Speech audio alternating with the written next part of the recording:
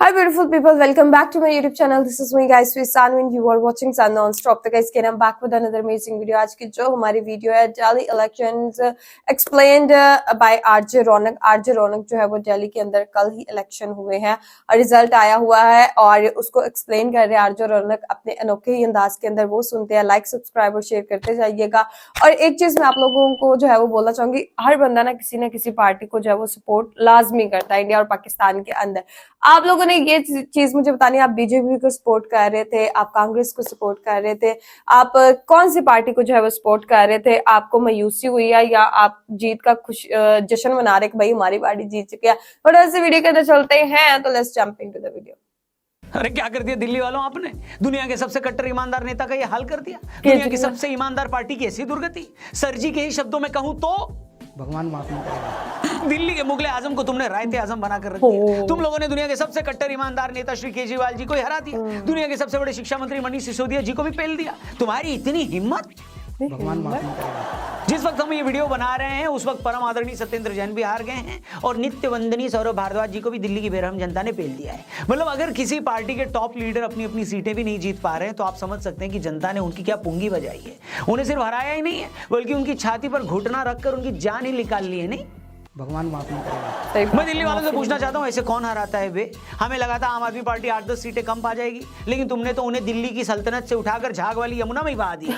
क्योंकि हम ईमानदार. माना कि केजरीवाल जी ने दिल्ली में बुजुर्गों के लिए मुफ्त धार्मिक यात्रा के लिए गाड़ी चला रखी है, पर इसका मतलब ये ना थोड़े है कि भैया आप लोग उन्हें ही हराकर इस बाली उम्र में उन्हें ही धार्मिक ऐसे कैसे? वैसे भी वो पिछले 1 साल से अपने घर से तिहाड़ तक की यात्रा करके काफी थक चुके हैं, लेकिन तुम लोगों ने जरा भी रहम नहीं दिखाया. जरा भी रहम नहीं. अब बताओ कौन करेगा तुम्हारा रोज रोज एंटरटेनमेंट? कौन हर रोज टीवी पर आकर कहेगा कि एलजी हमें काम करने नहीं देते, सैमसंग हमें झाड़ू लगाने नहीं देते, वोल्टास हमारे घर में आकर कचरा फेंक कर चले जाते हैं, हिटाची छत पर सूख रहा हमारा अंडरवेयर चुरा लेता है. मैं हैरान हूं दिल्ली वालों, आप लोग इतने बेदर्द कैसे हो सकते हो? दुनिया भर के लोग फ्री के एंटरटेनमेंट के लिए दिन भर इंस्टा पर रीलें देखते हैं और तुम्हारे पास खुद का 10 सालों से अपना फ्री का लाइव एंटरटेनमेंट चल रहा था, मगर तुमने अपने हाथों से छत पर लगा एंटीना उखाड़ दिया. वो भी उस आदमी का जो ये बोलता था कि मेरा कोई कुछ नहीं उखाड़ सकता. अगर केजरीवाल भ्रष्टाचारी है तो फिर इस दुनिया के अंदर कोई ईमानदार नहीं है. सच बोल रहा हूं, याद करोगे वो दिन जब हर रोज दिल्ली सरकार का एक मंत्री पुलिस वालों की डोली में बैठकर जेल जाया करता था. एक मंत्री को जमानत मिलती थी, दूसरा अपने हाथ पीले करवाकर उसकी जगह जेल चला जाता था. ऐसा लगता था कि आजादी की दूसरी लड़ाई चल रही है और केजरीवाल सरकार जेल भरो आंदोलन छेड़ रही है. खुद बताओ किस स्टेट में होता है इतना एंटरटेनमेंट है? जादूगर हूं मैं, जादूगर. आखिर कौन सा वादा था जो केजरीवाल ने पूरा नहीं किया था? उन्होंने कहा था कि दिल्ली को लंदन बना देंगे. आप जाकर घर देखो उनका, आपको इतना आलीशान घर लंदन में भी नहीं मिलेगा. अब ये आप लोगों की गलती है जिनको ये लगा कि वो पूरी दिल्ली को लंदन बनाने की बात कर रहे थे. ये इतने बड़े बड़े घरों में रहते हैं. तो क्या हुआ जो उन्होंने अपने घर को लंदन बनाने के लिए सरकारी खजाने से 44 करोड़ रुपए उड़ा लिए? कोई बात नहीं, ये अलग बात है. जब वो दिल्ली के अपने शीश महल में रह रहे थे तो उसी वक्त लाखों दिल्ली वाले नाला फेसिंग घर, बोले तो छी फेसिंग अपने घरों में बदबू का आनंद ले रहे थे. लेकिन दिल्ली वालों को ये तो तसल्ली थी कि उनके शहर में कोई तो लंदन जैसे घर में रह रहा है. नहीं, 10 एसी लगे हुए शीला दीक्षित के घर पे. केजरीवाल जी ने बोला था मुझे सीएम बना तो हम यमुना को साफ कर देंगे. उन्होंने यमुना को पूरी तरह साफ भी कर दिया, लेकिन दिल्ली में पोल्यूशन इतना ज्यादा है कि आप लोगों को कभी यमुना की सफाई दिखाई नहीं दी. और दिल्ली में पोल्यूशन भी कोई केजरीवाल जी ने नहीं फैलाया था. वो तो आम आदमी पार्टी के कामों से बीजेपी वालों में इतनी ज्यादा जलन थी कि उस जलन का यानी उनकी छाती जब जल रही थी तो उस छाती से निकली आग की वजह से पूरी दिल्ली में धुआं फैल गया था. वो पोल्यूटेड हो गई दिल्ली. लेकिन केजरीवाल जी की इसमें कोई गलती नहीं थी, मैं बता रहा हूं. पर हाँ, दिल्ली में आम आदमी पार्टी से अच्छा परफॉर्मेंस कांग्रेस पार्टी कर रहा है. आम आदमी पार्टी इन चुनावों में 39 सीटों का नुकसान झेली है. क्योंकि हम ईमानदार. लेकिन दिल्ली में आम आदमी पार्टी से अच्छा परफॉर्मेंस कांग्रेस का रहा है. आम आदमी पार्टी को इस चुनाव में 39 सीटों का नुकसान हुआ, लेकिन कांग्रेस को तो पिछली बार के मुकाबले एक भी सीट का नुकसान नहीं हुआ. भाई साहब, तालियां उनके लिए. उनकी पिछली बार भी 0 सीट थी और इस बार भी बीजेपी. हो सकता है आर्यभट्ट ने 0 को इन्वेंट किया हो, लेकिन कांग्रेस पार्टी उसी 0 को री इन्वेंट करने में लगी है. तो उसमें बुराई क्या बताओ? ये राहुल जी की अलग तरह की राजनीति हो सकती है. हो सकता है इस बार वो आलू की जगह 0 से सोना निकालने वाली कोई मशीन बनाने की ट्राई कर रहे हो. नहीं, मैं उसको भूल गया था. दोस्तों ये तो हो गया हंसी मजाक, लेकिन अब मेन मुद्दे पर आते हैं. आखिर दिल्ली के इन चुनावी नतीजों के मायने क्या हैं? कौन से वो 4 टेकअवेज हैं जो इस रिजल्ट से हम ले सकते हैं? लेकिन इससे पहले कि उन कारणों पर हम आए, आप जरा डिस्क्रिप्शन में जाएं. हमारे यहाँ अन्नदान को महादान कहा गया है, इसलिए भोलेनाथ के भक्तों के लिए महाशिवरात्रि पर जो अन्नदान होगा ईशा फाउंडेशन के आश्रम में, उसके लिए आपने लास्ट टाइम भी कंट्रीब्यूट किया था, डोनेट किया था. इस बार भी मौका है हम सबके पास. आइए मिलकर उन्हें सपोर्ट करें. लिंक डिस्क्रिप्शन और पिन कमेंट में दिया है. अपने दोस्तों से भी इस लिंक को जरूर शेयर करिए. करिएगा और महादेव के भक्तों के लिए अन्नदान में जरूर कंट्रीब्यूट करिएगा, डोनेट करिएगा। आगे बढ़ते हैं। इस रिजल्ट का सबसे बड़ा मैसेज ये है कि अरविंद केजरीवाल को आज कोई भी ईमानदार नेता नहीं मान रहा है, क्योंकि जिन केजरीवाल जी की ईमानदार इमेज की वजह से आम आदमी पार्टी दिल्ली ही नहीं पंजाब में भी सरकार बनाने में कामयाब हुई, अगर आज वो खुद अपना इलेक्शन हार गए हैं तो आप समझ सकते हैं कि उनका ऑरा टूट गया है, उनकी इमेज खत्म हो चुकी है और जनता उन्हें भी एक लालची और भ्रष्ट नेता की तरह देख रही है। क्योंकि ऐसा हो ही नहीं सकता कि जो आम आदमी पार्टी केजरीवाल जी के चेहरे पर 2015 में 67 और 19 में 62 सीटें लाई थी, वो आज 22 सीटों पर अटक गई है और उनके तमाम बड़े नेता खुद अपना चुनाव हार गए। इसका सीधा मतलब यह है कि लोगों को भी लगता है कि केजरीवाल जी की पार्टी भी बाकी पार्टियों की तरह है। पिछले 4 सालों में शराब नीति को लेकर केजरीवाल और पूरी आम आदमी पार्टी पर जो इल्जाम लग रहे हैं, लोगों ने काफी हद तक उन आरोपों को ठीक भी माना है। केजरीवाल इस बात का भी जवाब नहीं दे पाए कि 10 सालों बाद भी यमुना गंदी क्यों है। वो इस बात को भी क्लियर नहीं कर पाए कि आज पंजाब में भी उनकी सरकार है तो क्या वजह है कि आज भी पंजाब से पराली का धुआं दिल्ली आ रहा है। इसके अलावा उन्होंने अपने मकान के रेनोवेशन पर 44 करोड़ रुपए खर्च किए। इस खर्च की बात तो खुद दिल्ली सरकार भी मानती है। तो इन सारे इल्जामों ने उन्हें भी बाकी पार्टियों की तरह एक और पार्टी बना दिया जो करप्शन भी कर सकती है, जो अपनी शान शौकत पर पैसा भी खर्च कर सकती है, जिसके नेता अपने फायदे के लिए सरकारी पॉलिसियां भी बदल सकते हैं। दूसरी चीज जो आम आदमी पार्टी को भारी पड़ी वो ये थी कि केजरीवाल जी की पार्टी ने जब जब बीजेपी को घेरने की कोशिश करी, वो कोशिश उन्हें ही भारी पड़ी। केजरीवाल ने कहा कि हरियाणा वाले यमुना के पानी में जहर मिला रहे हैं, तो चुनाव आयोग ने सबूत मांगा तो सबूत नहीं दे पाए।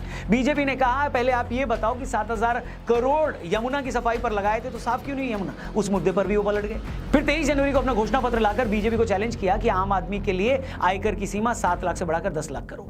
आम आदमी पार्टी को पता था कि बीजेपी ये कर नहीं पाएगी। बीजेपी ने आयकर में छूट की सीमा 10 क्या 12 लाख कर दी। आम आदमी पार्टी ने अफवाह फैलाई कि बीजेपी तो गाली देने वाले रमेश बिधूड़ी को मुख्यमंत्री बनाना चाहती है, मगर बाद में उन्हें रियलाइज हुआ कि उनकी इस बात से तो बीजेपी को ही कालकाजी सीट और उनके आसपास की सीटों पर जाट वोटों का फायदा हो सकता है। जब उसे ये बात महसूस हुई तो वो खुद इस मुद्दे से हट गई। आम आदमी पार्टी ने कहा कि हम सत्ता में आएंगे तो महिलाओं को 2100 देंगे। बीजेपी ने कहा कि तुम 2100 दोगे, हम 2500 रुपए महिलाओं को देंगे। बीजेपी ने लगे हाथ आम आदमी पार्टी से भी पूछ लिया कि ये बताओ जीत कर आओगे तो महिलाओं को 2100 क्यों दोगे, अभी तो तुम ही सत्ता में थे तब क्यों नहीं दिया। आम आदमी पार्टी इसका जवाब भी नहीं दे पाई। इस तरह आम आदमी पार्टी ने जिस चीज को मुद्दा बनाया, आखिर वही चीज उन्हें भारी पड़ गई। 2024 में जब लोकसभा के रिजल्ट आए थे दोस्तों और बीजेपी को मेजोरिटी से 30 सीटें कम आई थी, तो बहुत सारे लोगों ने दावा किया था कि मोदी का जादू कम हो गया है। देखना हरियाणा, महाराष्ट्र और बाद में दिल्ली भी बीजेपी हारेगी। इसके बाद नीतीश कुमार या चंद्रबाबू बीजेपी से सपोर्ट वापस लेंगे और उनकी सरकार गिर जाएगी। मगर हुआ क्या, हरियाणा में बीजेपी ने सारे अनुमानों पर लात मारते हुए लगातार तीसरी बार सरकार बनाई। महाराष्ट्र में उनके अलायंस ने इतनी सीटें जीती जितनी महाराष्ट्र की हिस्ट्री में आज तक किसी ने नहीं जीती थी, और दिल्ली में तो उसने पूरी बाजी ही पलट दी। बहुत सारे लोग ये बोल रहे थे कि दिल्ली की राजनीति हरियाणा और महाराष्ट्र से अलग है। दिल्ली में आम आदमी पार्टी के पास केजरीवाल है और बीजेपी के पास कोई चेहरा नहीं है, लेकिन यहां भी बीजेपी आम आदमी पार्टी से उनकी 38 सीटें छीन चुकी है। मतलब लोकसभा इलेक्शन के बाद जो ये हवा बन रही थी कि मोदी का जादू कम हो गया है, एक के बाद एक विधानसभा नतीजों ने ये प्रूव कर दिया है कि मोदी का जादू शायद आज अपने चरम पर है। अगर बीजेपी दिल्ली जैसे स्टेट में भी बिना सीएम फेस के केजरीवाल जैसे मजबूत नेता को हरा रही है तो मोदी का ही जादू है, ऐसा एक्सपर्ट्स बोल रहे हैं। लोकसभा इलेक्शन के बाद से लगातार तीसरा स्टेट इलेक्शन है जब इंडी गठबंधन या उसकी पार्टियां बीजेपी से हार गई। आम आदमी पार्टी और कांग्रेस लोकसभा में साथ थे, इंडिया अलायंस का हिस्सा थे, मगर दिल्ली में वो एक दूसरे के बाल नोच रहे थे। पहली बार राहुल गांधी ने केजरीवाल को शराब घोटाले का अक्यूज बताया। केजरीवाल ने भी राहुल बाबा पर डायरेक्ट अटैक किया। आज दिल्ली में बीजेपी जीत गई है तो उमर अब्दुल्ला ने ट्वीट करके लिखा कि और लड़ो आपस में। इससे पहले इंडिया अलायंस की बहुत सारी पार्टियां ममता बनर्जी को अपना फेस बनाने को बोल चुकी है, लेकिन कांग्रेस इसके लिए तैयार नहीं हुई। ये लोग महाराष्ट्र में आपस में लड़े थे, तब भी इनको बहुत उम्मीद थी, लेकिन वहां भी गजब बेइज्जती हुई। कश्मीर में इलेक्शन हुए तो वहां भी इंडिया अलायंस की पार्टियां आपस में लड़ी। मतलब आप ये कह सकते हैं कि इंडिया अलायंस अब दी इंडिया अलायंस हो चुका है। तो दोस्तों ये तो कुछ बड़े टेकअवेज इस इलेक्शन के, लेकिन केजरीवाल का खुद इलेक्शन हारना मुझे लगता है इंडियन पॉलिटिक्स के पिछले 10 सालों की सबसे बड़ी खबर है। जिस आदमी ने पॉलिटिक्स में आते ही भूचाल ला दिया था, जिनकी ईमानदारी और नए तरीके की पॉलिटिक्स की पूरी दुनिया में चर्चा हो रही थी, अगर वो खुद करप्शन के आरोपों में जेल जाएं और फिर अपना चुनाव भी हार जाएं तो इससे बड़ी खबर और कुछ नहीं हो सकती। ये किसी फिल्मी कहानी से कम नहीं लगता मेरे को। केजरीवाल की इस हार ने यह प्रूव कर दिया है कि जनता एक दिन किसी को भी फर्श से अर्श पर पहुंचा सकती है, तो उसी आदमी को कुछ भी कर सकती है। इस रिजल्ट के साथ ही केजरीवाल जी की पॉलिटिक्स हमेशा के लिए खत्म न हुई हो, लेकिन इस रिजल्ट में बहुत सारे लोगों के लिए बहुत सारे सबक छिपे हैं। इसी मामले पर हम जल्दी एक और वीडियो बनाएंगे जिसमें हम बाकी मुद्दों पर भी डिटेल में चर्चा करेंगे। फिलहाल आप हमें कमेंट बॉक्स में लिखकर ये बताइए कि आम आदमी पार्टी की दिल्ली में जो गत हुई है उसकी आपके हिसाब से वजह क्या है। और ओके गाइस, आप लोग भी बताइएगा कि जो केजरीवाल साहब जो है वो हारे हैं तो उसकी क्या वजह हो सकती है। मेरे ख्याल से आपकी आवाम, आपकी जनता जो है ना, इंडिया की बात नहीं कर रही, ओवरऑल देखा जाए पाकिस्तान की भी भी है, इसमें दूसरी कंट्रीज भी आ जाती है।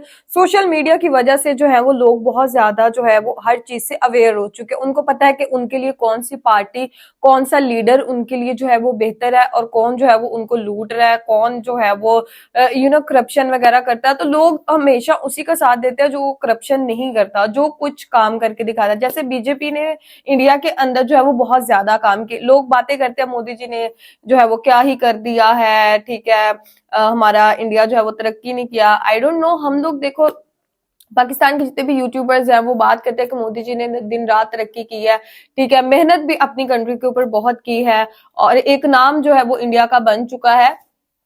तो पिछले सालों में देखे कौन था सीट के ऊपर, ठीक है, बीजेपी ही थी और उनके हाथ में ही होल्ड था। और अभी दिल्ली के अंदर जो इलेक्शन हुए उसके अंदर भी बीजेपी जीती और इस बात का सबूत है भाई, लोगों को दिखता है, लोगों को नजर आता है कि जो पार्टी काम कर रही है, जो लीडर हमारा काम कर रहा है, जो नेक्स्ट भी हम लोगों को जो है वो आगे लेके जाएगा, तो वो बीजेपी ही है, ठीक है, मोदी जी ही है जो उनको जो है वो आगे लेके जाएंगे। और कांग्रेस की रही बात तो जीरो भाई, जीरो, ठीक है। तो बहुत ही मतलब कांग्रेस और ये केजरीवाल साहब जो है ना, आम आदमी पार्टी, ये कुछ नहीं कर सकते। बीजेपी बहुत स्ट्रांग है, उसके कदम बहुत स्ट्रांग है। लोगों को भी पता है कि मतलब इंडिया के अंदर जो जितने भी काम हो रहे हैं ना, ठीक है, वो बीजेपी करवा रहा है, तरक्की के काम की मैं बात कर रही हूँ, ठीक है। ओके, केजरीवाल साहब का जो है वो अपना घर बहुत ही खूबसूरत है, बहुत ही अच्छा है। लोग चाहे कूड़े के अंदर रहे, ठीक है, आप लोगों ने महलों के अंदर ही रहना है।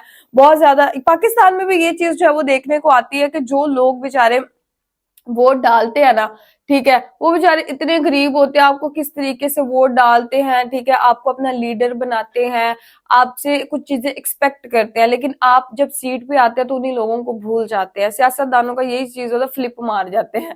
तो लेकिन मोदी जी बीजेपी पार्टी का ये चीज देखी है कि उनके पास बड़े जो सीएम योगी आदित्यनाथ जी हैं वो, और उसके बाद जो अमित शाह, ये दोनों जो है ना, और पीएम मोदी, ये तीनों मिलके जो है वो बहुत अच्छे से जो है वो सियासत इंडिया के अंदर कर रहे हैं। ना ही सिर्फ कर रहे हैं बल्कि अपने इस बात का सबूत भी दे रहे हैं कि हम लोग वहां पे काम भी हो रहा है, तरक्कियां भी हो रही हैं, सारी चीजें, सारी बातें जो है वो लोगों को पता है। तो आप लोग किस पार्टी को सपोर्ट करते हैं जरूर बताइएगा। लाइक, सब्सक्राइब एंड शेयर करते जाएगा। तो चलेगा, इस आपको नेक्स्ट वीडियो के अंदर।